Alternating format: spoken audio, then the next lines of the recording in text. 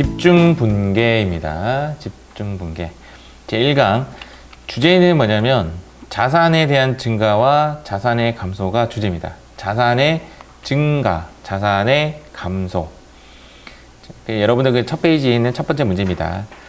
상품을 30만 원을 매입하고, 자, 여기서 포인트는 매입이죠. 매입이 뭐냐면 들어온다라는 개념이 됩니다. 들어온다는 개념이 되기 때문에 일단 여기서는 상품이 여기가 들어온다가 되잖아요.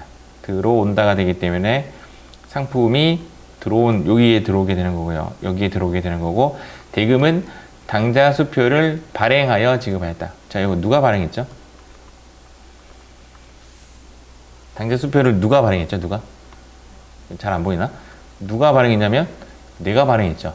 내가 발행하면 내 당좌 수표를 이렇게, 제가 먼저 강조시켰던 단어는 타인이 발행을 하게 되면 얘 계정 과목 이름은 뭐다? 현금이 되는 거고요. 내가 발행을 하게 되면 당좌 수표의 답은 당좌 예금이 됩니다. 그러면 여기서 질문을 다시 할게요.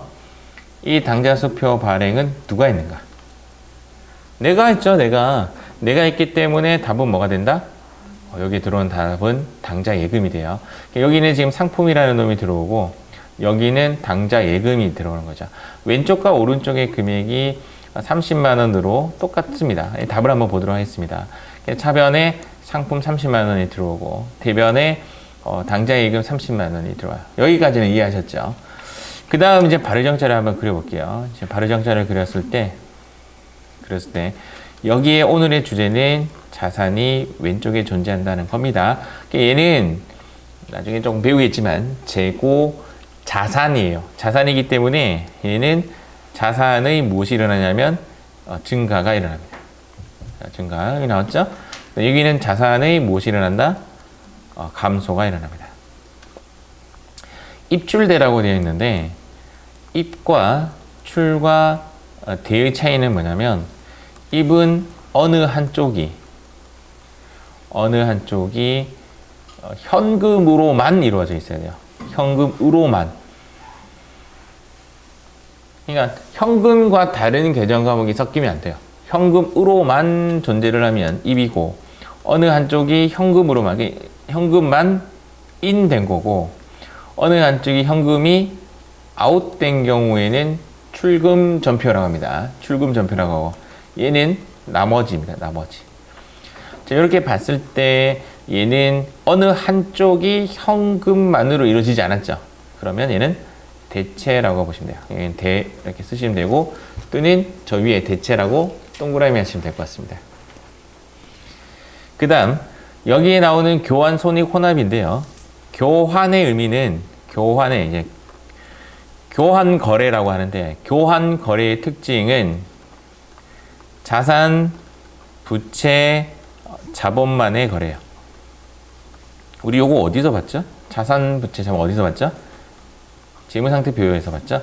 재무상태표만의 거래를 교환 거래다라고 합니다. 손익 거래는 어느 한쪽이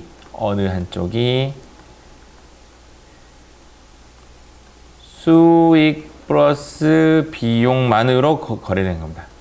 또는 뭐 한쪽이 없어도 돼요. 수익 오아라고 할까요? 엔드라고 할까? 똑같은 말이에요. 수익 또는 비용만으로 이루어진 거래.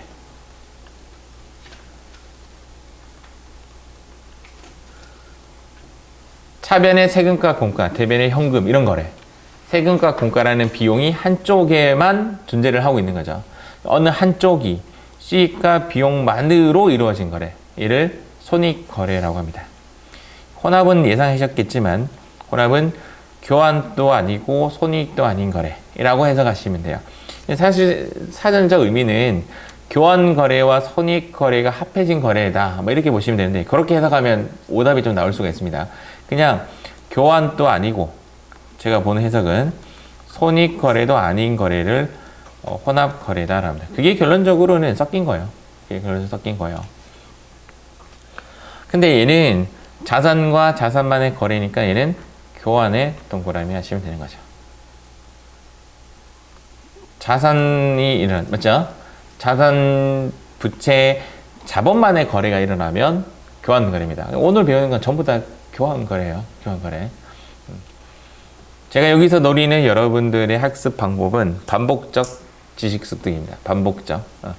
자, 다음 2번 문제 가도록 할게요. 이렇게 답이 이렇게 되어 있습니다.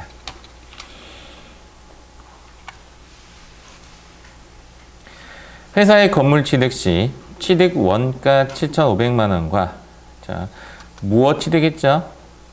건물이죠. 그래서 여기에 건물이 금액이 7,500만 원 나오겠죠? 그죠? 네, 7,500만 원. 이렇게 나오는데 지금 이렇게 따라 적으시면 오답이에요. 오답. 오답이에요. 답을 좀 늦게 적으세요. 취득세 끝에 뭘로 끝났죠? 정답은 세금과 공과 라고 생각이 되죠. 중요한 거. 취득세는 등록세는 요즘 취등록세라고 하죠. 세로 끝났지만 세금과 공과가 아닙니다. 이제 키워드 조금씩 잡아가요. 공과가 아닙니다. 세금과 공과가 화면이 좀 가려지죠. 아니다입니다. 아니다. 취등록세는 세금과 공과가 아니라 매입가에 포함합니다. 매입가에 포함한다. 이렇게 보시면 돼요. 매입가에 포함합니다. 취등록세는 세금과 공과가 아니라 매입가에 포함합니다. 그러면 얘 계정 과목이 뭐가 되는 거죠? 건물이 되는 거죠. 건물. 이거죠. 취등록세도 건물이 됩니다. 얘가 얼마가 된다? 200만 원에 또 건물이 들어가는 거죠. 자, 여러분들 그러면 상상 한번 해볼게요. 도무지 못 믿겠다. 여러분들이 주택을 사는데 1억 주고 샀어요. 취등록세가 1,000만 원이래요. 그래서 내가 1,000만 원을 취등록세를 냈어요. 친구가 물어봤어요. 너 그거 얼마 주고 샀어? 1억 1,000 주고 샀다 그러죠. 나는 1억이라고 이야기할 건데요. 이렇게 하시는 분도. 그럼 얼마 주면 팔 거야? 1억 1,000 넘어야 팔지를 할 거네요. 이해가죠? 무조건 매입가에 포함을 시킵니다. 얘를 결론적으로 뭐로 보냐면 매입 부대 비용으로 보는 거예요. 기타 매입 재비용은 매입 시 들어간 부대 비용이죠. 매입 시 들어간 부대 비용은 매입가에 포함한답니다. 매입 시 얘는 똑같은 이야기예요. 얘도 매입 시 들어간 부대 비용. 얘도 매입 시 들어간 부대 비용. 얘도 지금 결론적으로 뭐가 되죠? 건물이 되는 거죠. 건물 가격이 얼마가 된다? 30만 원이 되는 겁니다. 그래서 얘도 건물이고 얘도 건물이고 얘도 건물입니다. 그리고 세법에서도 건물로 처리하지 않으면 나중에 세무조정당해요. 세무조정을 하셔야 돼요. 그래서 얘도 건물. 무엇으로 지급했다? 보통예금으로 지급했다. 보통예금의 위치는 오른쪽이 되는 거죠. 아웃됐으니까. 맞죠? 그래서 답은 건물이 다 합한 773빵빵빵빵빵 이 답이고 그 다음 오른쪽에 나가는 돈이 보통예금이 773빵빵빵빵빵 해서 차대가 평균을 이루고 있다는 것을 보여줍니다. 건물은 나중에 배우시겠지만 유형 자산입니다. 자산의 증가. 선생님 이게 왜 자산의 증가인데요? 그럼 저는 이렇게 대답합니다. 야, 발의정산 했을 때 자산이 왼쪽에 있잖아. 왼쪽에 자산이 들어오면 무조건입니다. 100% 증가입니다. 얘는 우리가 알고 배웠지만 현금이 현금성 자산이잖아요. 맞죠? 당좌 자산이니까 오른쪽에 갔으니까 자산의 감소가 일어나고요. 얘는 한쪽에 현금이 없죠? 한쪽에 없으니까 대체가 되고 자산만의 거래가 되었으니까 교환 거래가 되는 겁니다. 여기까지 이해하셨습니까? 자, 다음 문제 가보도록 할게요.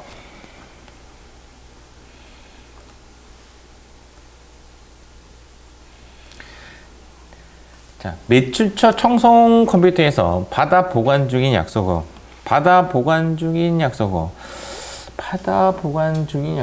이제 이것을 네 글자로 뭐라고 하냐면, 네 글자로 받을 어음이라고 합니다. 자, 우리가 용어가 익숙하지가 않죠. 지금 매출처라는 것은 우리가 판매했다는 것이고요. 매출처 청송 컴퓨터에서 받아 보관 중인 약속어. 이 말을 받을 어음이라고 합니다. 얘 거래는 이제 과거에 이제 어떤 식으로 이루어졌냐면, 메모장을 한번 열어볼게요. 여기에서는 이제 과거 거래는 안 나오지만, 과거 거래는 이제 이런 식으로 일어났다라고 상상이 갑니다. 매출이 이제 오른쪽이 수익 발생이에요. 오른쪽이 수익 발생이 되어서 상품 매출이 일어났습니다. 대변에 상품 매출이 이렇게 400만 원 정도 일어났어요. 400만 원 일어났는데 여기에 뭐가 들어와야 되냐면 수익이 발생되고 무엇인가 들어와야 되는데 현금이 들어온 게 아니라 나중에 돈 줄게라는 약속 증서가 들어왔어요. 그것을 뭐라고 하냐면 우리는 받을 어음이다 라고 합니다. 받을 어음은 내가 물건을 얘가 이제 뭐냐면 재고 자산 판매입니다. 재고 자산을 팔았을 때 생기는 매출 채권을 받을 어음이라고 해요. 그래서 받을 어음이 400만 원이 발생이 되었는데 물론 여기에는 거래처를 써야 돼요. 얘가 이야기예요. 매출처 요거죠. 거가 매출처 얘가 청송 컴퓨터로부터 받아 보관 중인 약속어음 400만 원이 만기가 도래해서 일단은 보통예금 계좌에 입금됐다. 보통예금 위치는 그렇죠. 왼쪽에 보통예금이 들어왔죠. 보통예금 여기 쓰고 두 번째 여기에 있는 받을 어음이 밖으로 나가게 됩니다. 요거를 뭐라고 한다고요? 상계 처리한다 라고 합니다. 다 확인해 볼게요. 다 확인하면 차변에 들어오는 값이 과목이 보통예금 맞죠? 대변에 나가는 계정 과목이 받을 어음 거 이렇게 되는 거죠. 자산의 증가와 자산의 감소가 일어났고 그 다음 얘는 입출대 중에 뭐다? 현금만의 거래가 없기 때문에 그냥 깔끔하게 돼. 그리고 얘는 혼합 거래가 되죠. 왜? 교환 거래가 되죠. 왜? 자산, 부채, 자본만의 거래는 교환 거래이다 라고 했죠. 맞죠? 이렇게 됩니다. 다음 거래 가도록 할게요.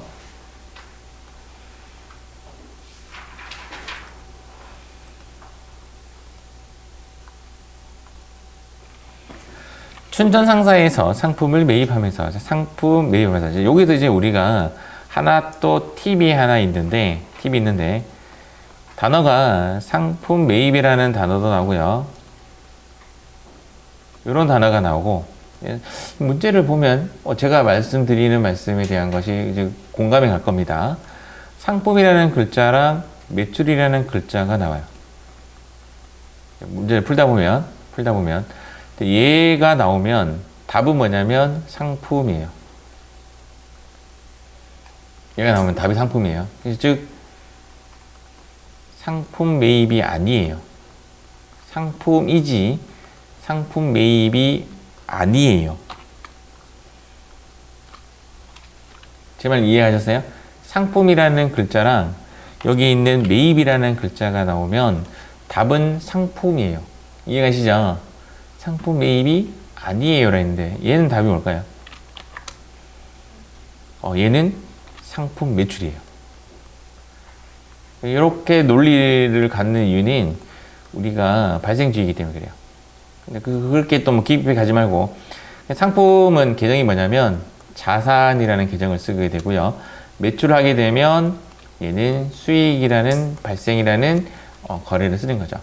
우리가 인식을 할 때 상품 매입하면 상품이라는 계정을 쓰고 상품 매출하면 상품 매출이라는 계정 과목을 씁니다. 현재 문제는 상품 매입이기 때문에 차변에 뭐라고 쓴다? 상품이라고 쓴다 이 말입니다. 금액은 얼마냐면 300만 원을 쓰겠죠. 그 다음 이제 문제 더 읽어보겠습니다. 춘천 상사에서 상품 300만 원을 매입하면서 테크노마트로부터 매출 대금으로 받아 보관 중인 약속어. 받아 보관 중인 약속어면 뭐라 돼 있죠? 잠깐. 지금 당좌 수표를 줬다는 거잖아요. 질문하겠습니다. 계속 똑같은 질문입니다. 누가 발행한 거죠? 자, 자세히. 1번 내가, 2번 타인이. 잘 읽어보시면 테크노마트가 발행한 겁니다. 그러니까 내가 아니라 타인이 되면 답은 뭐죠 그러면? 맞습니다. 현금입니다. 현금. 그래서 여기에 들어가는 답이 현금 200이 되죠. 근데 칸이지 왜 한 칸이지? 여러분들도 칸이 한 칸이에요? 두 개 써야 돼. 두 개 써야 돼. 가만 생각해보니까 모두 다 한 칸이죠. 잔액은 무엇으로 지급했다? 어음으로 지급했다. 이때 쓰는 어음은 받을 어음에 받는 말입니다. 지급 어음을 쓰도록 되어 있습니다.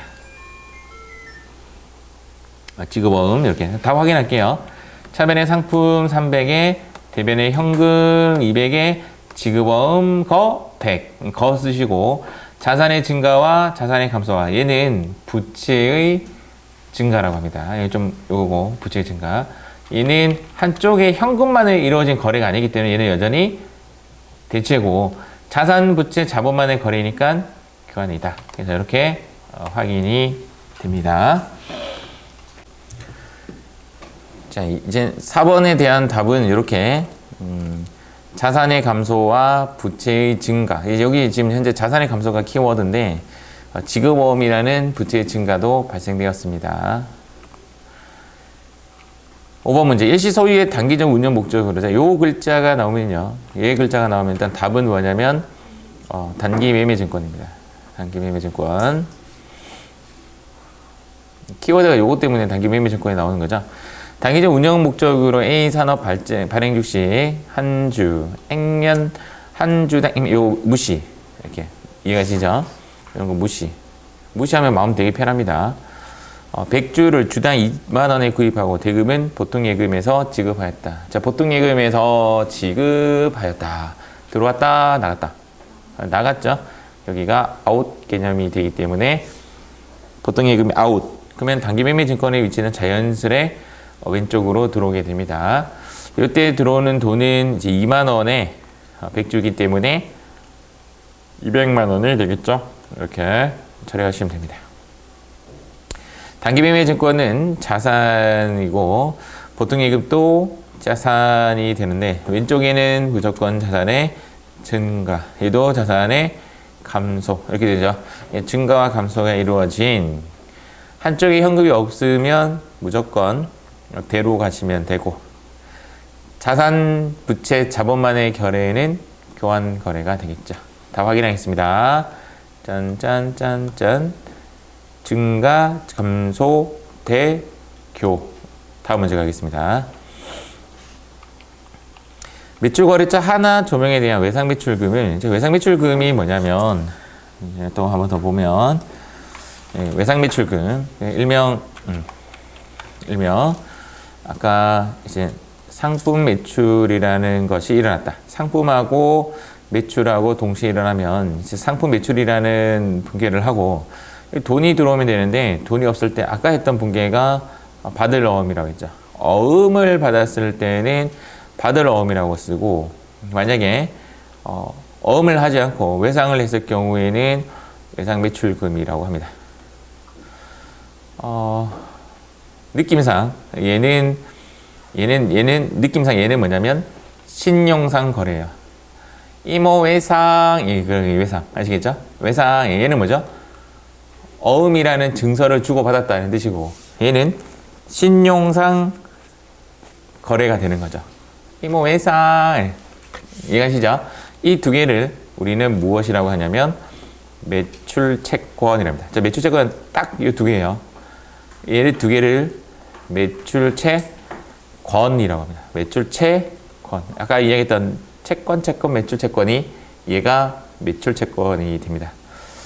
매출채권은 차후에 계속 배우겠지만 상품이라는 놈이 뭐냐면 재고자산이죠. 재고자산 거래에서는 매출채권을 사용하도록 되어 있습니다. 세법상. 근데 만약에 재고자산 거래가 아니라면 이야기예요. 재고자산 거래가 아니라면 다른 개정 과목을 써야 되는데 그때는 미수금이라는 개정 과목을 씁니다. 지금 우리가 쓰는 개정 과목은 딱 3개예요. 바드러움, 외상매출금, 미수금 요 3가지를 쓰는데 재고재산, 즉 상품이 재고재산입니다. 재고재산 거래라면 매출 채권 쪽으로 가야 되고 재고재산 거래가 아니라면 미수금 쪽으로 가야 된다. 아주 중요합니다.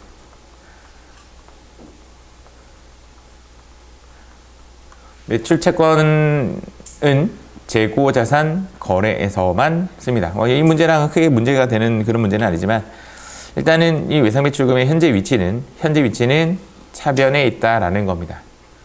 현재 위치는 차변에 있는데 우리는 접근을 현금으로 먼저 할게요. 현금으로 회수하고 그럼 현금의 위치는 왼쪽에 떨어지는 거죠. 맞죠? 왼쪽에 현금이 떨어지고 상대적으로 여기 오는 계정 과목이 외상매출금이 되는 거죠. 외상매출금의 개념은 아웃 개념이 되기 때문에 자산이 감소하게 되는 겁니다. 처음에 위치는 왼쪽에 존재를 했다가 이렇게 상계 처리가 되는 거죠. 상계 처리가 되면서 대변으로 가서 아웃 시켜버립니다. 대변에 들어오는 계정 과목은 외상매출금이 들어옵니다. 차변에는 현금이 들어오고 대변에는 외상매출금이 들어오면서 차변에는 자산의 증가가 되고 오른쪽에는 자산의 감소가 일어납니다. 자, 다 확인하겠습니다. 지금 여기 보다시피 한쪽에 현금이 머무르게 되었죠? 한쪽에 현금이 머무르게 되는데 들어온 개념이기 때문에 이때는 입금 거래라고 합니다. 입금 거래 들어왔기 때문에 자산만의 거래이니까 교환 거래 이렇게 처리하면 되겠죠. 처음 보는 입금 거래가 되었습니다. 자, 다음 가도록 할게요.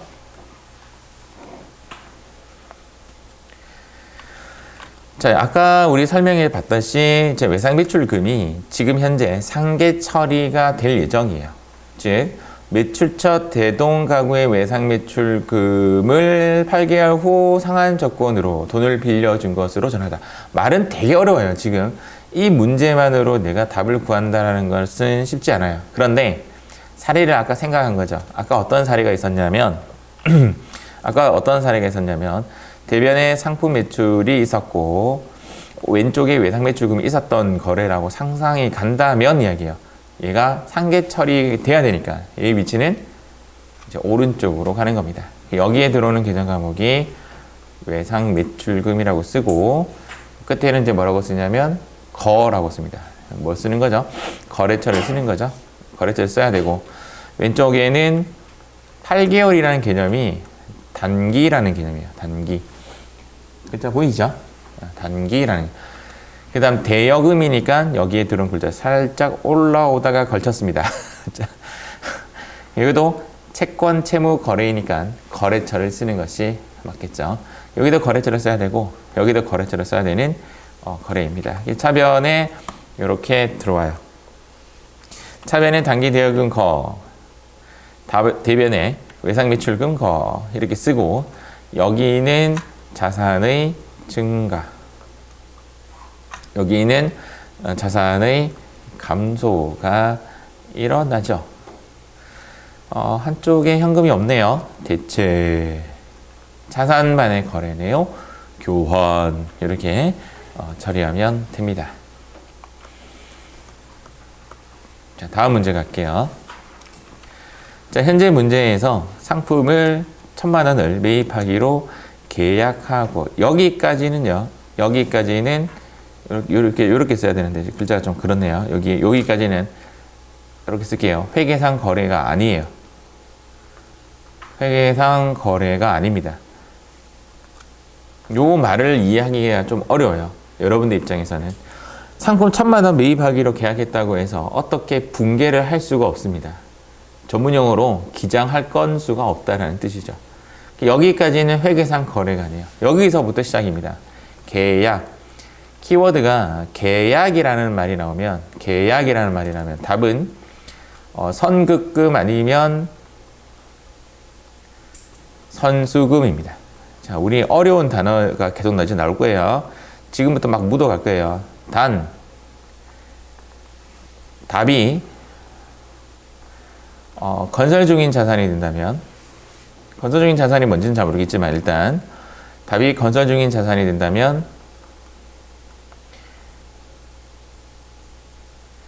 이에 우선한다. 이게 어떤 이야기냐면 우선한다. 좀 더 가려지죠? 일단은 이에 우선한다. 뭐 이런 이야기입니다. 그림 다 깨졌네. 지워져 버렸어요. 다시 한번 써볼게요. 다시 여기 계약이라는 말이 나오면 일단은 선급금 아니면 선수금이 답이 될 확률이 99%입니다. 아시겠죠? 단 문제를 읽다 보니까 건설 중인 자산, 제가 건자라고 할게요. 건설 중인 자산이 나오는 만한 답이다라고 하면 얘가 답이 돼요. 얘가 가장 우선적인데 건설 중인 자산이 답이 되는 문제는 잘 나오진 않아요.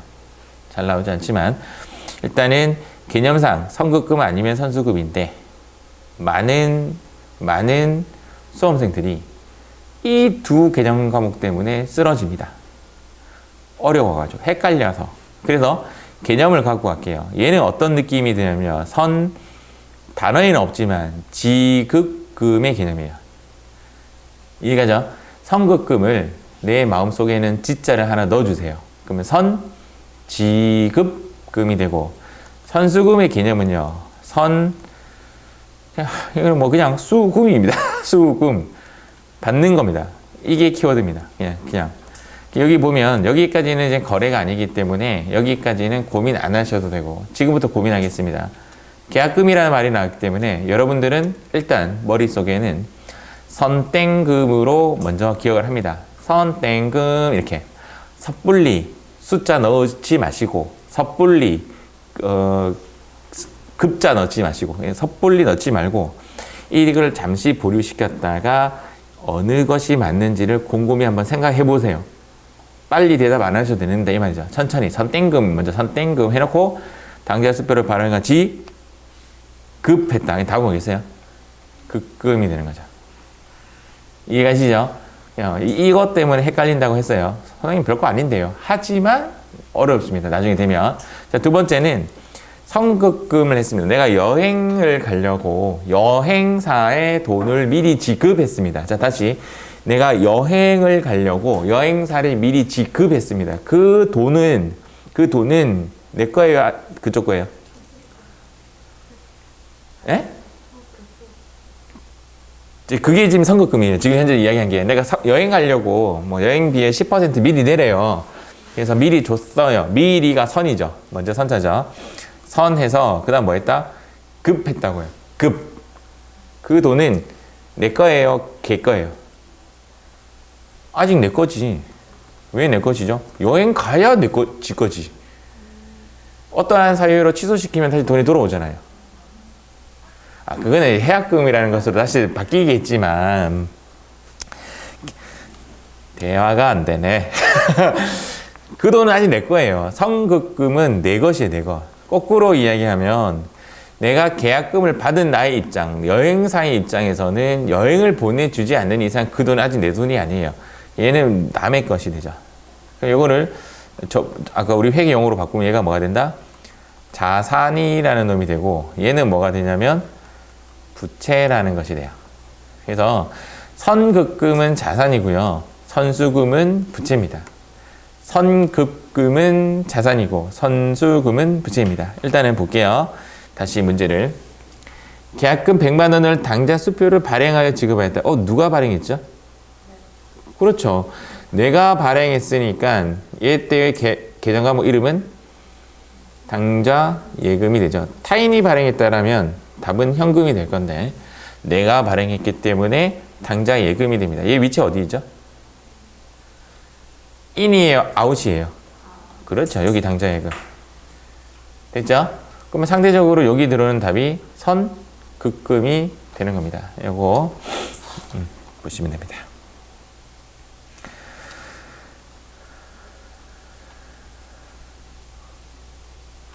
요 단어는 자주 말할 거예요. 그래서 지금 머릿속에 막 박으려고 노력하지 마시고 또 나오고 또 나오고 또 나오고 그러면 제가 또 말하고 또 말하고 또 말하고 계속 이렇게 되새김질 하셔야 돼요. 답을 봤더니 이렇게 딱 되어 있는 게 보이죠. 여기 거라는 뜻이 뭐예요? 얘가 거래처 선 넣어야 된다 이 말입니다. 선급금은 내 것이니까 자산이죠. 자산의 증가. 당장예금 자산이죠. 자산의 감소가 일어난 자산만의 거래이기 때문에 교환 거래이고 현금이 없기 때문에 대체 거래 이렇게 처리하시면 되겠죠.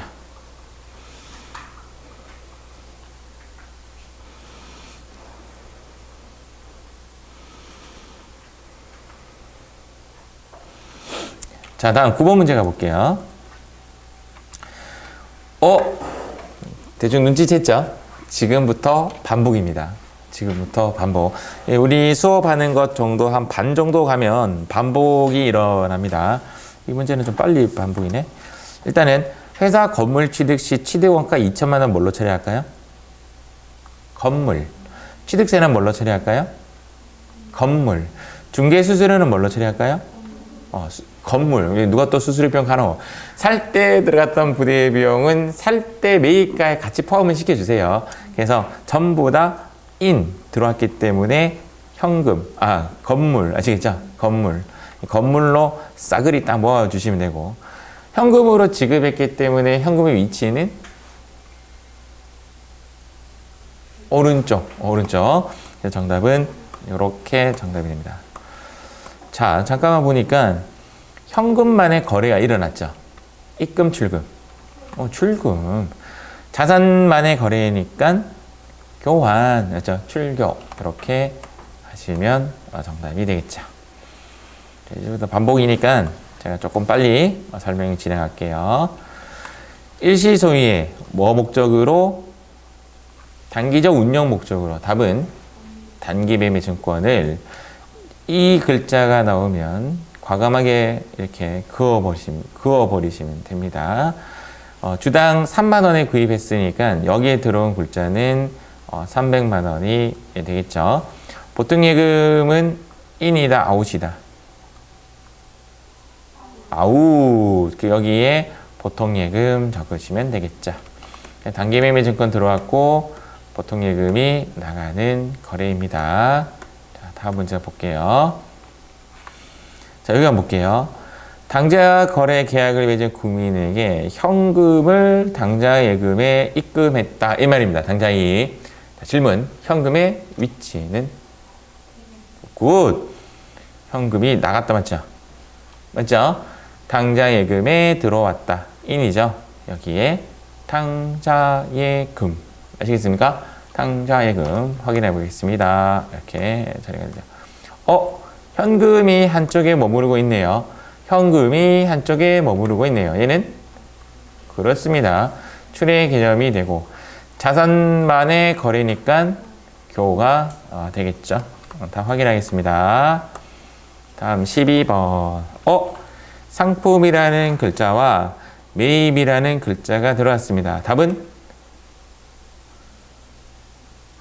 상품이죠. 상품하고 매입하고 합쳐지면 답은 상품. 상품하고 매출하고 합쳐지면 답은 상품 매출. 자, 상품이 인됐다, 아웃되었다. 인되었다. 그럼 여기에 상품이라고 쓰면 되겠죠. 여기에 상품이 얼마나치 들어왔냐면 일단 100만 원이 들어왔습니다. 그 중에서 50만 원은 상품 매출 대금으로 받아두었던 말이 기네요. 맞죠? 국제 완구 발행 당좌 수표로 지급했습니다. 자, 당좌 수표로 지급했기 때문에 당좌 수표로 지급했더니 얘가 일단 아웃되었죠. 뭐라 쓸까요? 정답입니다. 현금이라고 써야 돼요. 왜? 내가 발행한 게 아니기 때문에. 누가 발행했냐면 국제 완구 발행이니까. 그렇죠? 그래서 대부분의 여러분들 문제 보시면 이제 요거는 제가 조금 문제를 좀 바꾼 거고요. 대부분의 당좌 수표 지급하면 답은 당좌 예금이에요. 대부분의 답이. 근데 이런 식으로 문제가 나오면 답은 현금이 답이 되는 겁니다. 나머지 또 뭘로 지급한다고요? 그러면 현금 100만 원인가요? 그렇죠. 대박 문제죠. 지금 대변에 현금 100이라고 써야지 정답이 됩니다. 현금만의 거래니까 여기 뭐라고 쓸까요? 못 보셨죠? 출이라고 하고 그 다음 교라고 하시면 됩니다. 자, 다음 6번 문제. 지금 이제 여러분들 눈에는 이제 얘가 조금 빨리 들어오면 좋아요. 현금으로 지급했다. 현금의 위치는 오른쪽에 현금이 들어옵니다. 자, 오른쪽에 현금이 들어오고 이제 왼쪽에 이제 무엇인가를 써야 되는데 우리가 배운 계정 과목은 아닙니다. 이 계정 과목 답은 객관식으로 한번 가볼까요? 객관식으로 한번 가볼게요. 임땡 보증금입니다. 임땡 보증금. 땡 이름 하나는 임차 보증금. 땡 하나는 2번은 임대 보증금. 답은? 좀 헷갈리죠?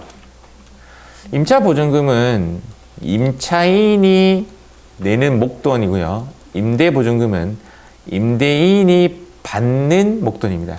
임대인하고 임차인하고 좀 헷갈리면 이 대자가 약간 큰 대자의 느낌이 좀 나죠, 맞죠? 그래서 대신할 대자 뭐 그럴 건데 아마 크다라고 그냥 생각하세요. 그러니까 얘가 집주인이라 생각하세요. 집주인이 임대인이에요. 헷갈릴 수 있으니까 임차인은 이제 들어오는 사람입니다. 들어오는 사람. 헷갈릴 수가 있어요. 들어오는 사람이 내는 임차 보증금이니까 집주인이 받는 임대 보증금일까? 이거는 임차인이 내는 목돈이죠. 우리 전세금. 답은 임차 보증금입니다. 답은 임차 보증금인데 하나는 자산이고 하나는 부채예요. 얘는 자산이고 왜 임차인 입장에서는 나중에 계약 기간이 끝나면 돈을 돌려받죠. 내 것이에요, 내 것. 임차 보증금은 나중에 돌려받죠. 내 것이고 임대 보증금은 나중에 임차인이 나가면 돌려줘야 돼요. 그래서 얘는 내 것이 아니에요. 부채 개념이 되는 겁니다. 여기에 들어오는 답은 임차 보증금 거라고 씁니다.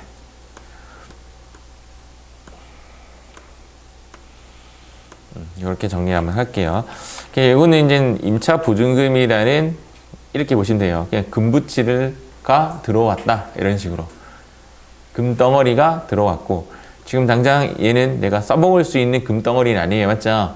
내가 금덩어리 내 소전에 들어오면 내가 그걸로 뭐 사고 싶은 거 살 수 없잖아요. 금덩어리를 뭐해? 팔아야 내가 돈으로 바꿀 수가 있는 거죠. 환전한다든지 그냥 이게 금덩이가 들어온 케이스예요. 금덩이가 들어온 거고 그렇다고 해서 임차 보증금은 유동성이 많이 떨어지는 친구입니다. 지금 내가 집주인에게 보증금 걸고 그다음 월세 낼 거 아니에요, 맞죠? 그 보증금이 임차 보증금입니다. 사무실에서 사용할 소모품을 구입 시 자산으로 처리할 거. 요거 별표. 저 문제에서 구입 시 자산 처리할 것이라는 문제가 나올 때도 있고 비용 처리할 것이라고 나올 때가 있습니다. 이때 자산으로 처리할 것으로 나왔을 때 정답으로 잘 나오는 것은 소모품 또는 비품입니다.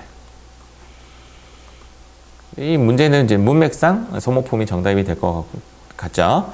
근데 여기 비용으로 처리하시오 할 때는 소모품 B가 정답이 됩니다. 얘가 정답이 되는 거죠. 그래서 지금 현재 자산으로 처리할 것이라고 했기 때문에 정답은 소모품. 문제가 똑같이 나오고 마지막에 비용으로 처리할 것 하더라도 답은 소모품 B예요. 그러니까 여기에 답이 따라가는 건 아니에요. 여기에 답이 따라가는 거예요. 소모품이라고 써놓고도 여기 비용으로 처리할 것 하면 답은 소모품 B가 정답이다 이 말이에요. 이 부분이 중요한 거예요. 사무실에서 사용할 소모품을 현대문구에서 구입했고요. 그 대금을 당좌수표를 당좌수표 누가 발행했는데? 답은? 당좌예금. 위치는? 그렇죠. 오른쪽 아웃의 개념이 되기 때문에 그 왼쪽에 들어온 놈은 뭐가 들어왔죠? 소모품이 들어오게 된 거죠. 자산 처리니까 소모품이라고 쓰는 겁니다. 소모품이 답이 될 수도 있고 비품이 답이 될 수도 있다 이 말입니다. 다 확인하면 이렇게 처리가 되는 것이 보여집니다. 자, 다음 문제. 진미상사에서 상품을 매입하기로 계약하고 여기까지는 회계상 거래가 아닙니다. 자, 지금 현재 문제가 반복되고 있는 것이 느껴질 겁니다. 회계상 거래가 아니죠. 여기부터 이제 회계상 거래인데 계약금이라는 말이 나오면 선땡금이라고 적으시오 라는 뜻이에요. 계약금, 선땡금을 당자수표를 발행하여 먼저 지급. 얘는 다 뭐겠어요? 오케이. 위치는 잘 모르겠어요. 일단 대기. 왼쪽인지 오른쪽인지 잘 모를 수 있습니다. 그런데 당자수표를 발행한 이 당자수표는 누가 발행했는데요? 내가 발행했으니까 정답은 당좌 예금이 되겠죠. 어디로 가죠? 인이에요? 아웃이에요? 얘가 오른쪽 가죠. 그럼 얘가 오른쪽 가면 상대적으로 선급금 어디로 가면 되죠? 왼쪽으로 갑니다. 선급금, 계약금을 줬다라는 금부치를 받았다. 이거죠. 금부치를 받았다. 이렇게 생각하시면 됩니다. 예, 지금 당장 내가 이 금부치를 어둡게 쓸 수는 없지만 나중에 선급금은 대변으로 날아가서 뭐 소멸될 겁니다. 상계 처리돼서. 정답은 이렇게. 여기도 끝에 뭐가 달려있냐면 거라는 것이 달려있는 것이 확인되었습니다. 자, 다음 문제. 상품 보관을 위해서 대성건설로부터 임차하여 사용하고 있던 창고 건물의 임차 기간이 완료되어 자, 여기서부터 시작이에요. 현금으로 돌려받았다. 현금의 위치는 그렇죠. 현금의 위치는 왼쪽에 들어왔죠. 들어왔으니까 그러면서 나가는 게 뭐다? 오른쪽에. 그러니까 임차 보증금이라는 금부치라면 그냥 금덩어리를 밖으로 내보내면서 상계 처리된 케이스예요. 아직까지 딱 와닿지 않죠. 처음에 내가 임차할 때 현금이 나가면서 임차 보증금을 먼저 걸거든요. 임차 보증금을 걸어놨다가 이제 끝난 거예요. 계약 기간이 끝나니까 얘가 대변으로 가면서 상계 처리되는 거예요. 그래서 임차 보증금이 대변으로 가면서 거라는 글자가 나오죠. 이때 임차 보증금은 자산이기 때문에 오른쪽으로 가면 자산의 감소가 일어나게 되는 거죠. 물론 이제 현금안의 거래가 일어나니까 얘는 입금이 맞는 거죠. 그렇죠? 확인하겠습니다.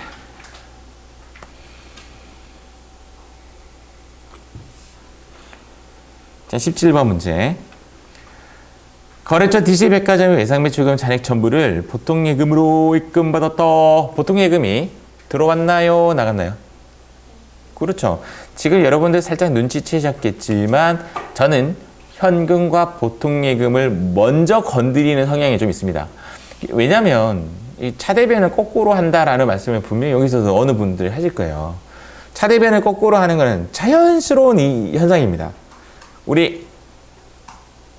우리라고 하기가 좀 그런데요. 애기 딱 나오면 애기들이 이상하게 태어나서 첫 신발을 신으면 이상하게 짝짝이 신어요. 왼쪽과 오른쪽을 계속 거꾸로 신다가 어느 순간에 갑자기 탁 돌아와요. 어떤 현상이라고 할지는 잘 모르겠는데 여러분들도 이상하게 처음 붕괴해오면 계속 차대변을 거꾸로 써요. 여러분도 자연스러운 현상입니다. 그러다가 돌아와요. 그 고난을 한번 겪으셔야 되는데 돌아오기에 좀 쉬운 방법은 현금하고 보통예금의 위치를 좀 먼저 판단하는 것이 좋습니다. 보통예금이 그래서 왼쪽으로 떨어지고요. 이때 외상매출금이 대변으로 가면서 얘도 상계 처리되는 케이스예요. 외상매출금이라는 금덩이를 내보냈다라고 보시면 되는 거죠. 여기는 거라고 붙습니다. 보도록 할게요. 자, 다음 문제. 자, 여기도 마찬가지로 외상매출금 잔액 중이라는 말이 나왔죠. 일단 이 중은 통상적으로 반대로 갑니다. 근데 이제 요거부터 붕괴하지 말고 다른 거부터 붕괴할게요. 외상매출금 잔액 중 100만 원은 칠성문구 발행의 약속 어음을 받았고 요거 바르고 50만 원은 보통예금 계좌에 입금되었다. 자, 보통예금에 50만 원이 입금되었다. 자, 그러면 보통 예금의 위치는 어디일까요? 그렇죠. 왼쪽입니다. 여기에서 왼쪽에 보통 예금 들어왔어요. 그럼 여기 50만 원 적혔을 거 아니에요. 맞죠? 외상 매출금은 상대적으로 오른쪽으로 적히겠죠. 숫자만 봤을 때. 그러면 나머지 50만 원 여기는 여기가 여기로 들어오겠죠. 칠성문구 발행의 약속 어음을 뭐라고 하냐면 받을 어음이라고 합니다. 일단 받을 어음은 칠성문구라는 거래처를 써야 되겠죠. 그래서 차변에는 이제 두 가지의 계정 과목이 나오는 거예요. 이렇게. 내가 좀 해석 잘못했네요. 100만 원은 어음으로 받고 50만 원은 보통 예금으로 받은 거네요. 그러니까 외상 매출금은 100이 아니라 150이 돼야 돼요. 맞지요? 여기에 50이 들어왔고요. 여기는 100이 들어왔기 때문에 문제에서 언급은 안 했지만 스스로 외상 매출금이 대변에 150만 원의 거자리가 붙는 것이 확인됩니다.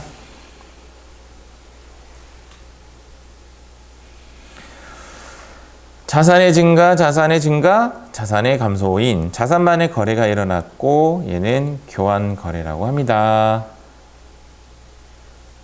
자, 다음 좀 쉬운 거부터 가볼까요? 보통 예금에서 이체하다. 보통 예금 위치는? 그렇죠. 대변이죠. 나갔고 이때 3년이라는 말은 장기예요, 단기예요? 장기라고 합니다. 이때 적금은 보통 예금이라고 해요. 예금. 그냥 적금에도 상관없고요. 장기성 예금해도 되고, 장기성 적금해도 되고, 장기성 예적금해도 되고. 답은 그러니까 그 프로그램에 따라 답은 조금씩 달라요. 조금씩 다르고, 저는 그냥 단기성 예금이라 돼 있는데, 뭐 프로그램 한번 구경 한번 해볼까요? 프로그램 구경 한번 해보면 이렇게 한다는 거죠. 여기에 차변에 장기 엔터 딱 치면 장기성 예금이라 돼 있네요. 맞죠? 프로그램에 따라 답은 조금씩 차이는 보입니다. 그래서 제가 여기는 장기성 예금, 여기에는 보통 예금, 자산의 증가와 자산의 감소가 일어나는 대교 거래가 됩니다. 자, 다음 문제. 외상 거래처 영남 상해로부터 외상 매출금 중 이렇게 하면 반대로 간다 그랬죠. 외상 매출금의 원래 태생은 어디서 태생하냐면 얘는 차변 태생자예요. 왜 차변 태생자냐고요? 자산이니까 자산은 무조건 차변에서 태어나요. 차변에서 태어났다가 반대로 간다는 말은 얘는 어디로 간다고요? 대변으로 가도록 되어 있습니다. 그러나 아직 여러분들은 여기서부터 준비하지 마시고 여기부터 먼저 가는 겁니다. 맞죠? 여기부터 가는 겁니다. 현금의 위치는 들어왔으니까 이쪽으로 가는 게 맞겠죠. 외상 매출금에 보통 예금 받았죠. 얘도 위치가 여기가 들어가는 거죠. 차변에 들어오는 답은 두 가지예요. 하나는 현금, 또 하나는 보통 예금 이렇게 되는 거죠. 자, 이렇게 되고 반대편에는 당연히 외상 매출금이 나가게 되는 겁니다. 한쪽에 현금만의 거래가 아니에요. 맞죠? 보통 예금이라는 놈이 섞였잖아요. 그러면 입출을 못 씁니다. 대체 전표라고 하고 자산만의 거래이기 때문에 얘는 교환 거래가 되는 겁니다. 자, 다음 문제. 또 나왔네. 영업용 차량을 구입하면서 이거를 우리 회계적 용어로 뭐라고 하냐면 차량 운반구라고 합니다. 자, 우리 익숙하지 않은 단어죠. 차량 운반구. 조심해야 될 단어. 차량 유지비라는 단어와 조심하셔야 됩니다. 왜 그러냐면 차량 유지비는 끝에 뭘로 끝났죠? B로 끝났죠. 얘는 비용이에요. 차량 유지비는 비용이고요. 차량 운반구는 자산이에요. 지금 현재 차를 구입했는데 차값이 얼마다? 1,700만 원. 취등록세 얼마다? 90만 원을 전액 현금으로 지급하다. 현금의 위치는 오른쪽. 자, 왼쪽에 들어오는 계정 과목은 차량 운반구 얼마? 그렇죠. 1,790만 원이 정답이 됩니다. 아주 잘하셨습니다. 이렇게 궁금해지시는 분도 있어요. 차량 운반고 1,700 쓰고 차량 운반고 90 이렇게 두 개 쓰면 안 돼요 라는 질문을 하는 분들이 있는데, 통상적으로 문제에서 요구할 때는 똑같은 계정 과목을 합해서 적는 식으로, 반대로 되는 경우 있죠. 현금이 들어오고 현금이 나갔다. 그럼 들어오고 나가고 둘 다 적는 게 아니라 상계 처리해서 한쪽으로만 적는 거, 그렇게 하도록 보통 되어 있습니다. 그런데 따로따로 적는다고 해서 틀렸다라고는 못해요, 사실은. 근데 통상 같은 계정 과목은 정리해서 적는 것이 맞다. 그렇게 보시면 됩니다. 현금만의 거래니까 여기는 뭐라 할까요? 줄, 교. 자, 마지막 페이지 하도록 하겠습니다. 보통 한 24번까지입니다. 보통 24번까지. 문제를 쭉쭉쭉 읽어보니까 현금으로 지급하다. 현금의 위치는 오른쪽. 그럼 이제 왼쪽에 있는 오는 계정 과목을 찾아야 되는데, 여기 한번 보시면 이런 단어가 들어오죠. 사용할 목적은 뭐죠? 유형 자산. 물론 당좌 자산이 될 수도 있지만, 여기서 이제 요구하고 있는 이 에어컨은요, 비품으로 등록을 합니다. 그래서 정답은 비품의 현금, 이렇게 분개를 합니다. 현금만의 거래네요. 입금, 출금. 출금. 교환, 손익, 혼합. 자산, 부채만의 거래니까 교환, 이렇게 처리하면 되겠다. 맞죠? 이렇게 처리하면 됩니다. 23번 문제. 상품 보관을 위해서 임차하고 있던 창고를 임대인에게 돌려주고, 이제 만기 끝났네요. 이제 거래가 끝이 나서 임차 보증금을 보통 예금으로 돌려받았습니다. 보통 예금의 위치는 왼쪽. 이때 임차 보증금의 위치는 오른쪽. 이때 임차 보증금은 거라고 쓰셔야 되고요. 아까 말씀드린 대로 금부치를 받았다가 지금 금부치 돌려주고 보통 예금으로 돌려받은 케이스입니다. 아시겠죠? 맞지요? 네.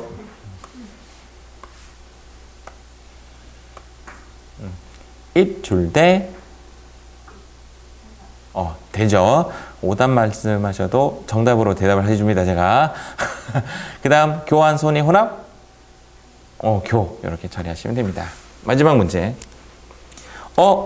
보셨어요? 중. 그럼 반대로 가요. 여기로 갑니다. 외상매출금의 태생은 자산이기 때문에 차변에서, 자산은 모든 자산은 두 가지를 빼고 모든 자산은 다 태생이 왼쪽에서 태어납니다. 오른쪽에서 소멸되고요. 보통예금은 들어왔기 때문에 보통예금은 왼쪽에 적으시면 됩니다. 왼쪽에 보통예금, 오른쪽에는 외상매출금, 거, 이렇게 쓰시면 되겠죠. 약간 이제 분개할 때는 뭐라고 하죠? 약간 멍한 상태에서 분개도 좋습니다. 멍한 상태에서 약간 몰입해가지고 쭉 적으면 같은 문제들의 반복이 일어납니다. 자, 이렇게 해서 제1강 자산 증가와 자산 감소를 마치도록 하겠습니다.